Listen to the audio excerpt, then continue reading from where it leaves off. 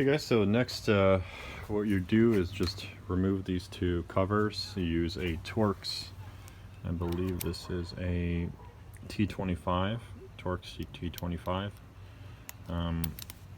So you do, there's like 4 bolts, 1, 2, 3, 4. You remove the covers, then these filters simply lift off. Careful for the debris so you don't get it all over the place like that. Take the old ones out and then take your new filters right here. These are going to be the Honks brand, which is made in Poland. They're basically OEM, just like the Mon filters. But as you can see, there's a huge difference.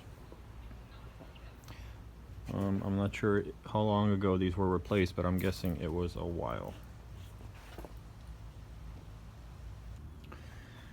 To reinstall the filter box back, to reinstall the filter box, air intake box back, first thing you're going to want to do is line up that right there. Line that up first.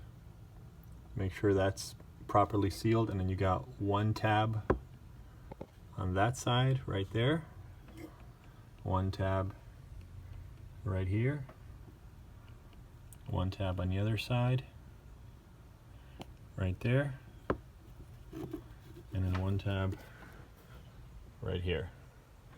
Go nice and easy, don't force anything, take your time.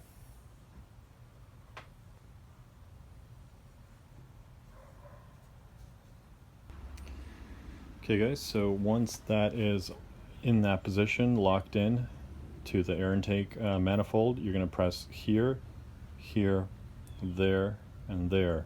Just very gently, make sure everything goes in nice and evenly.